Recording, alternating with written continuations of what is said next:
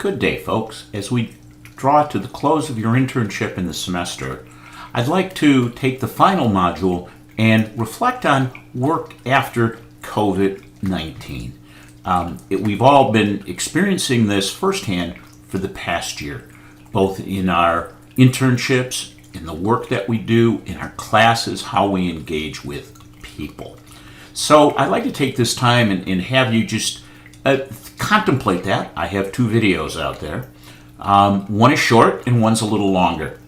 Now, I think we were impacted, but we look at I'd like to look at it from three different perspectives.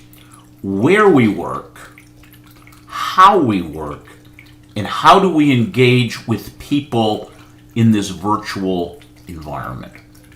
When we look at it, about 4 in 10 workers, that's 40%, that's quite a lot, say their jobs can mostly be done from home.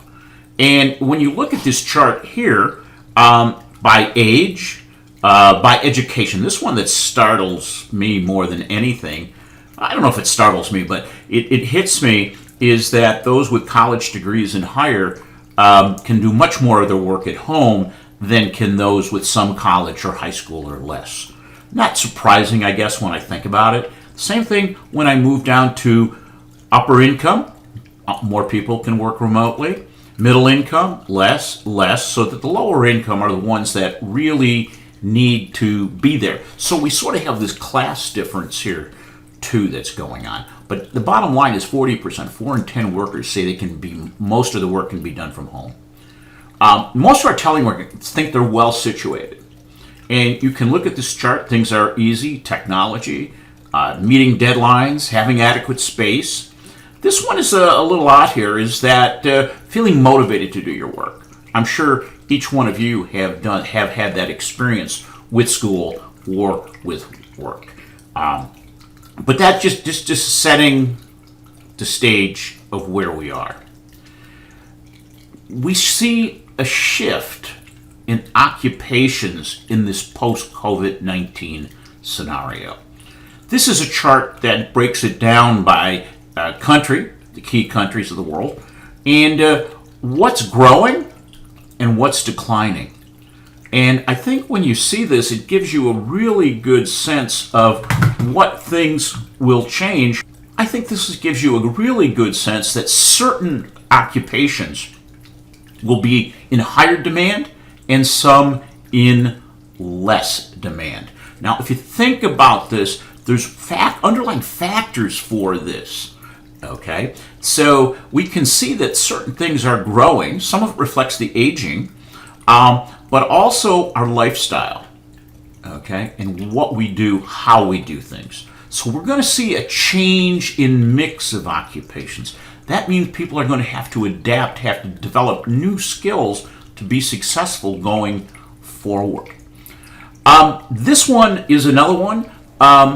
After the COVID, this is a survey. It was just done in April, and it spoke with 855 executives, and this is the percentage of the respondents who comment on what's going to happen in the future. It looks at, you're going to stay with the current way of doing things in the pandemic way, completely pre-crisis. So when you start with this one here, remote work, there's only 4% of respondents think they're going back to pre-crisis. Only 9% are thinking primarily, but look at this, 40% equal mix, 30% primarily current, completely current, 16.